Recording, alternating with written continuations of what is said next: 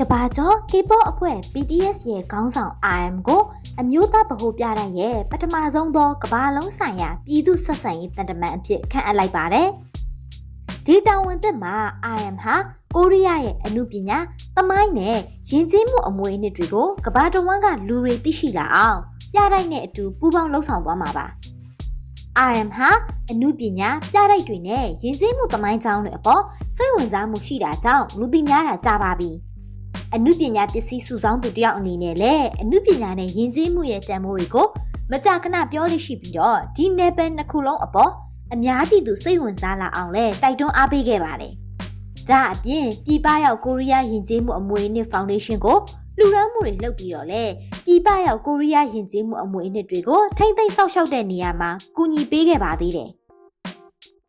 တောင်ကိုရီးယားနိုင်ငံပြင်ပမှာရှိတဲ့ကိုရီးယားယဉ်ကျေးမှုပစ္စည်းတွေကိုထိမ့်သိမ်းဆောက်ရှောက်ဖို့နဲ့ပြန်လည်ပြုပြင်ဖို့အတွက်2021နဲ့2022ခုနှစ်တွေမှာတစ်နှစ်ကို1 သန်း100စီလှူဒါန်းခဲ့ပါတယ်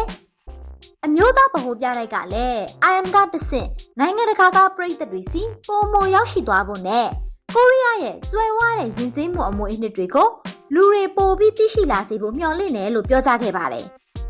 RM ဟာနောက်ထပ်လာမယ့် project တွေနဲ့လှုပ်ရှားမှုတွေမှာပါဝင်ပြီးတော့ကိုရီးယားအမှုပညာနဲ့သမိုင်းကြောင်းကိုပိုမိုကျယ်ပြန့်တဲ့ကမ္ဘာပရိသတ်တွေစီဆက်လက်မြင့်တင်ပေးသွားဖို့ရှိနေပါတယ်